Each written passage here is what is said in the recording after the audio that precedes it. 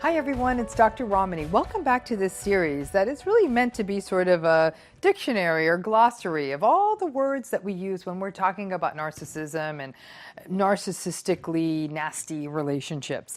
And one thing that often comes up is people don't either know all these terms or they see these terms, they don't know what they mean. But frankly, it's just important that you understand them, because if you can understand this, you may very well understand what's happening to you in a narcissistic relationship and why do these things happen and how they affect you and what to do about them. Today, we're going to take on the term future faking. But before we get to that, please hit the bell, please subscribe to this channel, because it's going to get you plugged into our content, get notifications about not only this series, but all of the videos we regularly post. So let's go on and take on this idea of future faking. When someone says they will call you later, you expect that they will. Maybe a few times they may not follow up with the call, but perhaps for perfectly good reasons. They might say something like, I fell asleep, or I got distracted with work. How many times, though, does it need to happen before you recognize that they simply are kind of messing with you, that they probably aren't going to call you back? Future faking is often much more sinister than not calling you back later. It's actually a form of manipulation and of keeping you hooked in by making the kinds of future promises you want to hear.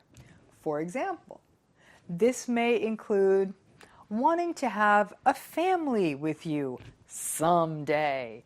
And perhaps they might say things about wanting to get married someday, and buy a house together someday, and travel the world together someday. It may be that they're going to support you in starting a business together someday. They set the tone for the life you want, for the life you envision, and for the things that you hope for. And they use future faking, though, for very different and much more manipulative purposes. Future fakers reassure you. They tell you about the income potential that they're going to have one day, or that they're making more than enough money to take care of both of you. In that way, future fakers can often coax a partner to leave a job or move to another place, even another country, just to be with the narcissist.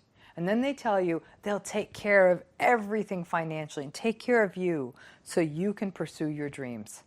If we know only one thing, it's that one of the main things that can often keep people stuck in narcissistic relationships is financial dependency. And once that narcissist renders you financially dependent on him or her, they are able to exert far more psychological control. And that's even going to be more pronounced if you move to a part of the country you're not from or to another country. The future faking idea that they will take care of everything financially can get you stuck into a prison. And this can happen in family situations too. When family members promise you more opportunities in the future, for example, if you join a family business, or they'll promise you money for something like a down payment for a house, or for tuition, or for a wedding. They promise all of that someday if you just continue to live near them and not move away for a new job, or something else that gives them ongoing control of you. Sometimes it may just be the debt. Now, one function of future faking is simply to distract you. Just when you may be having a growing sense of discontent about the relationship, or maybe even starting to express some unease, or even slowly drawing away, or maybe you just have your own dreams and aspirations that this relationship doesn't fall into, future faking is a perfect manipulation to draw you back in. They'll focus on talking about future things that really, really matter to you. And that doing this future faking, can make you doubt yourself and make you think twice. about transitioning out of the relationship. You're like, am I leaving before they serve the cake? Because what they'll often do is they will often employ future faking at very strategic times to keep you hooked in to the relationship. Just when maybe a significant decision needs to be made about work or school, that's when they'll exert it. Now, future faking is often a way for them to get what they want now by making a promise to you that's down the road. One day when we have kids, one day when we buy a house, and so on and so forth. In that way, it's sort of like a psychological Ponzi scheme in which you buy in now and never get paid down the road. They ask you to make a sacrifice now. Make a compromise now. Give them money or support something else now. Because someday they will do whatever that thing you want is. Now, what they're astute at is really kind of figuring out what matters to you in the future and promising you exactly that thing. Now, it's not because they're magical, but it's often part of the mirroring process where they listen to you and they figure out what makes you tick, which gives them a perfect tool to future fake from. Future faking often does build off of that idea of mirroring, which is another video in the series. Now, narcissists devote a lot of time to mirroring and to getting the data about you. As a result, they do know what to future fake about because they've learned so much about you. So if you never mention kids or any interest in kids, they're not going to say, hey, one day we're going to have kids, because that's not going to be a good future fake that draws you in. It preys upon that most vulnerable part of you, your hope. And as we already know, hope is already what often gets people stuck in narcissistic relationships, because you think or you hope that things will get better, or you hope that things will change. But future faking is also something else that can harness your hope, leaving you convinced that if you just stick it out, you will get the thing you want, and that, oh my gosh, if I walk away from this now, it's just one more time of me self-sabotaging. Now, anybody who comes from a narcissistic family system knows that future faking is a standard part of the narcissistic family's operating manual. Whether it is day-to-day promises or spending time with you or catch, they will make those promises. Yeah, I'll play catch with you when I get home. Yeah, we'll definitely, we'll go to the park this weekend. Oh, absolutely, next week we'll go back to school shopping. Or they go into the bigger ticket promises, the bigger future faking, that perhaps someday they will support you and give you financial support for tuition or something like that, as long as you just help them right now. Many of you can recall how a narcissistic family member fleeced you. You helped them at exactly the time they needed, might have given up your time, even something you wanted to do, but you did it on the basis of not only being a nice person, but of some future promise. And that future never materialized. This can feel awful regardless of who the family member is, but it can feel particularly atrocious when it's your parent. A parent that's in essence dangling a carrot. They did it when you're a kid, they do it when you're an adult, but it turns into nothing. Future faking is also often a big part of working with a narcissist. You may, for example, work with an important mentor in your field, or a teacher, or a supervisor or boss who might promise you all kinds of opportunities, or a book you would write, or other advantages, or open doors for you.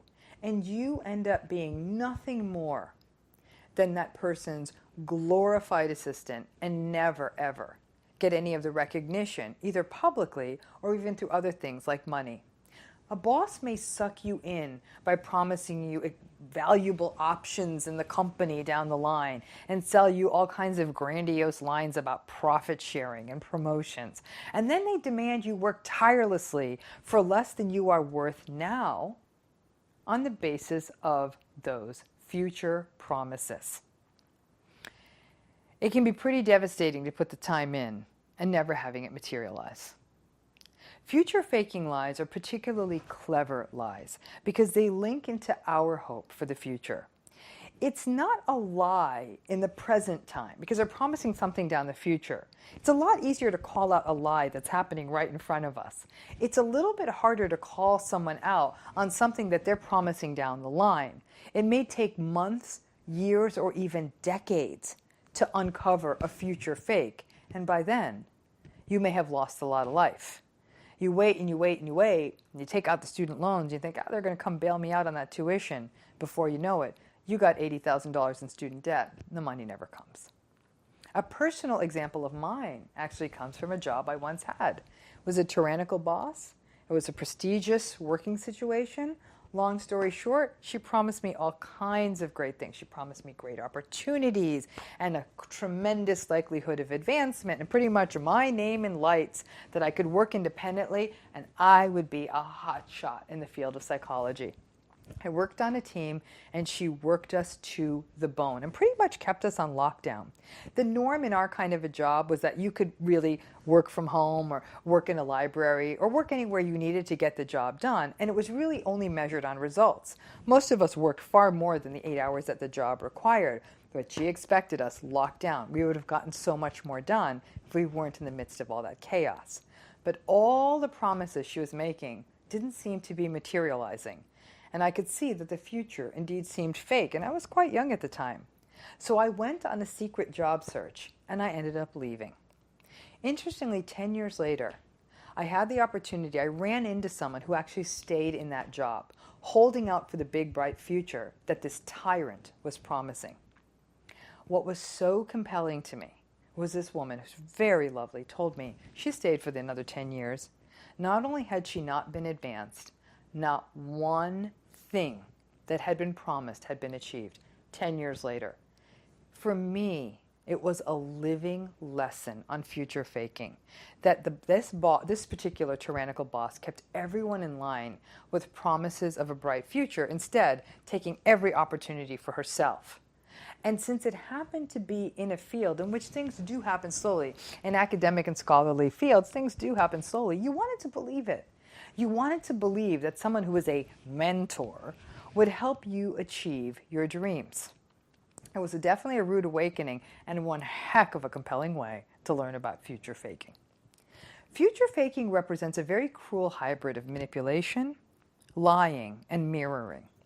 For the narcissist, it is a way of buying time, a way of keeping you in without actually having to expend the effort of creating a meaningful future together, or a meaningful future that has opportunities for you, that work for you. They're going to be very quick to say, oh, if you only move to New York with me, I promise you, we'll move back to Chicago. Trust me, you better eat one last deep dish pizza because you aren't seeing Chicago. So why do narcissists future fake? Well, as always, it's a way for them to keep their steady source of validation and approval just nearby without having to do that much work. It's also a way of exerting their grandiosity, because so much of what they sort of future fake about is really quite grandiose. Oh, someday we're going to live in a house that big, and you'll drive by all the big houses in your town, or we're going to buy a retirement house on a lake, or we're going to move to Hawaii, or we're going to travel around the world, we're going to have 4 kids, and we're going to move to a place with wonderful schools, or we're one day going to make you the head of this company, or I'm going to one day take care of your family because of all they've done for us, or I'm going to make your creative dreams come true and support you while you pursue your dreams. From a probability standpoint, at the time the narcissist makes the promise, you can see how far away that hope is. But we're all just little kids who want to believe in the dream. We want to believe, much like every little child out there does, that one day our hope, our dream will come true. And when someone is sitting there and promising it to us, that we don't want to question the future faking. So the narcissist gets to use their grandiosity as a tool of manipulation. And narcissists do manipulate so you don't see how insecure they are or how really ineffectual they are. The fact is, they cannot make the things they promise happen in the moment. It's just not possible. You can't snap your fingers and make the big house come or magically make 4 kids come into existence. But by promising they'll make it happen down the road, it allows them to soothe their insecurities about the fact that they're not really Superman or Superwoman and keep you around. Remember, narcissists are actually quite fragile in the face of abandonment. Because abandonment does activate their insecurity, future faking, in a way, becomes a way to avoid that reality and avoid that abandonment threat, as well as a threat to their inner insecurity. So, what does future faking do to you? I can promise you it's not very good.